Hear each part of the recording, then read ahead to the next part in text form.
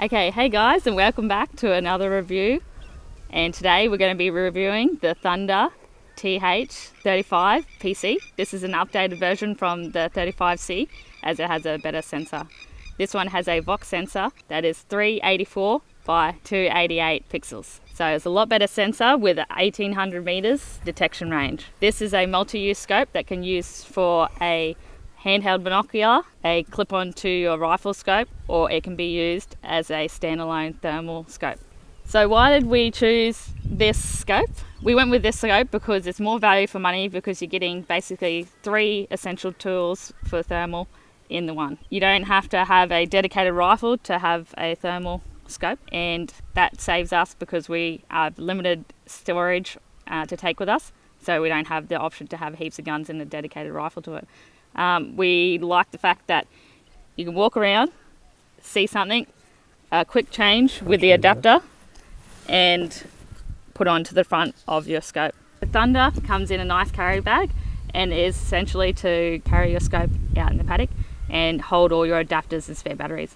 When these Thunders first come, they come with batteries that are non-rechargeable and they are single use only, so once you finish with them, dispose of them.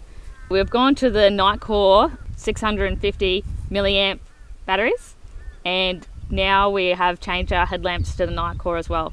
We recommend buying 3 sets of batteries, as we've been getting average battery life with filming to about 3 hours, and recharge time is about an hour and a half via the Nitecore quick charging. Yeah, it's also important to remember that it's got a cord that you can plug into your cigarette lighter or whatever, and you don't even need batteries. You know, it'll run all night off your cigarette lighter, which is handy too, because I know what a pain having to charge batteries and worrying about all that sort of thing is, especially if you just use it as a monocular on your spotlight, which is what I do when I'm shooting roos and doing all that sort of stuff.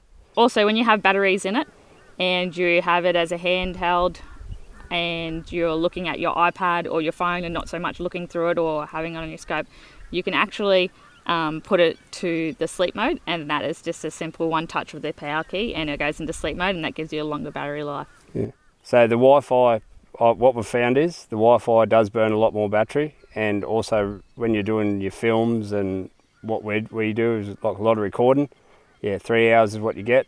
But when I tested it out, I left it on and we got 4 hours out of one set of battery, and that's just in the monocular mode. And in regards to hooking up your iPads or your phones, you can download the app HikMicro Sight, and that's the best recommended app to use for these HikMicro thermals. So it has 4 colour modes: white hot, black hot, fusion and red hot. Mostly I use black hot when I'm out in the bush, but yeah, fusion's been pretty good lately too. It has a 1:8 zoom. So with the calibrate, I always just manually calibrate, but you can set it up to do auto calibrate as well. But yeah, as I'm going, I just bang, calibrate it if I see any changes in the quality of the picture. Another handy thing it's got a rangefinder, and what I've been finding as I'm walking around the bush for the night, I've been having trouble judging distance, how far things away. And I'll show you some videos of where I've walked around all night, found some pigs, shot at them, and bang, bullets landed at their feet.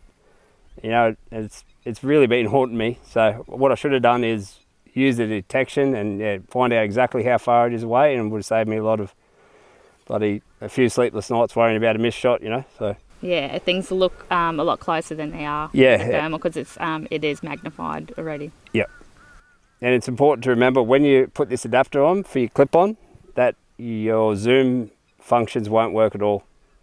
Yeah, your zoom will only work as a monocular or a standalone rifle scope. Yeah, so also it's got a hot track feature, and what I found was when you've got it on your spotlight, it doesn't really work that well.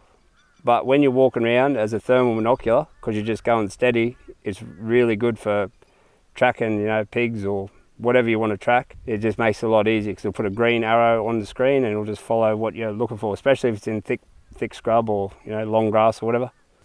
Okay, in the next few weeks there's going to be a new firmware update, and that is going to update the brightness and contrast levels, so you have more range in those settings, and that can be available via the HikMicro site and downloaded. So when you buy this, if you want to use it as a clip-on, you've got to buy the adapter, which is an extra, then you've got to buy the lock ring, which will suit whatever scope, whether it be 40mm or 50mm, which most of my scopes are. I think you can go up to 56 or, yeah, so they're just important to remember. That's an extra.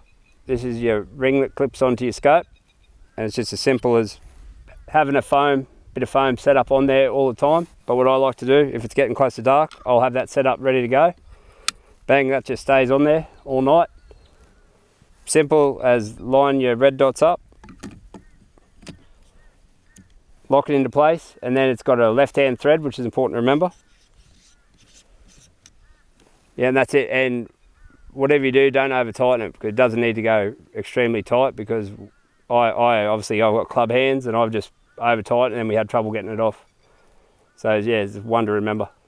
In the monocular, it's got 5 different preset reticles, and what we done to try and get better footage was you can line the thermal monoculars crosshairs up with your own crosshairs, and it makes the filming a lot better. But what we found was it'd be good for one shot. The recoil would then would move the crosshairs, and yeah, and then it was putting me off with me shooting. But in the real world, if you weren't doing films like us, there's absolutely no reason why you'd put the crosshairs on in this when you got your scope, because you can see your crosshairs in this, just beautiful. And to do that function, it's just a simple one touch of the plus and minus button at the back and turn that crosshair on or off. Righto. And the other thing, what you can do with this is, if you had a dedicated rifle for thermal, you just get your pick rail, and then it's got 2 mounting screws under it. Then you can have it set up on your rifle permanently, which would be amazing. But yeah, if you don't want to have a dedicated thermal rifle, you don't really have to. Overall, it's been a great device to use as an all-rounder, and saves you money and also saves you time by being able to interchange on the go while out hunting. And it has made a massive difference to filming at night time, as spotlights are a thing of the past, as these thermals just turn the night into day, and you can see so much clearer and detect heat from a lot further away. So what we'll do is we'll just have a quick chat about what happened as we were coming out. As we were coming out to film, bang, sure enough, huge ball right in the flat. Yeah, Behind us, as you see him there. You wouldn't read about it, eh? You just, yeah, really, we've had an awesome day today. I think we got 9 boars for the day. Yeah, and it's just shooting that big fella as we're coming out to do our films has really topped it off. Yeah, thanks so much for watching, guys.